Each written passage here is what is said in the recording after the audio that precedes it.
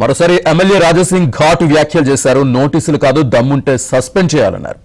నోటీసుల ప్రచారంపై MLA Raja Singh ఈ వ్యాఖ్యలు చేశారు.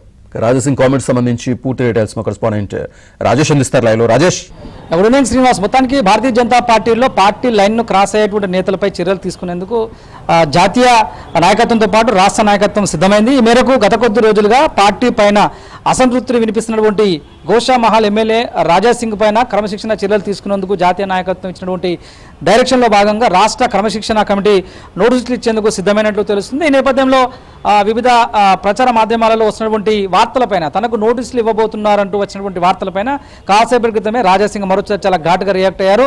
నోటీసులు ఇవ్వడం ఏంటి, దమ్ముంటే తనను పార్టీ నుండి సస్పెండ్ చేయాలి అంటూ ఆయన సవాల్ విసిరారు.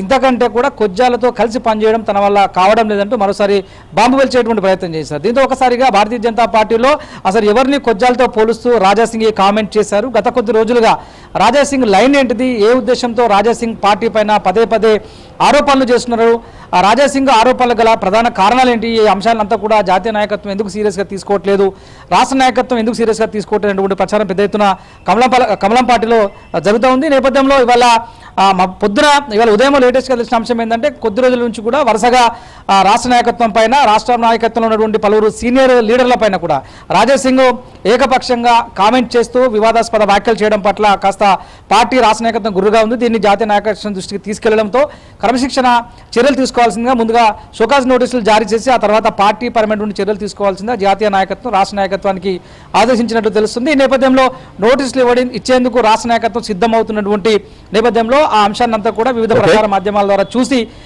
రాజాసింగ్ స్పందిస్తున్నట్టు ఒక ప్రెస్ నోట్ రిలీజ్ చేశారు. ఆ ప్రెస్ నోట్లు చాలా ఘాటుగా స్పందించారు. కొజ్జాలతో కలిసి పనిచేయడం కంటే భారతీయ జనతా పార్టీ నన్ను సస్పెండ్ చేస్తే బాగుంటుంది, ఇక మీదట అదే జరిగితే కనుక రాష్ట్రంలో హిందుత్వం పెంపొందించడం కోసము హిందూగా జీవించేందుకు సంసిద్ధంగా ఉంటూ ఆ మేరకు కార్యక్రమాలు చేస్తానంటూ ఆయన ఒక లేఖ రిలీజ్ చేశారు. ఈ లేఖ ప్రస్తుతం రాష్ట్ర కమలం పార్టీలో పెద్ద ఎత్తున చర్చకైతే దారితీసింది.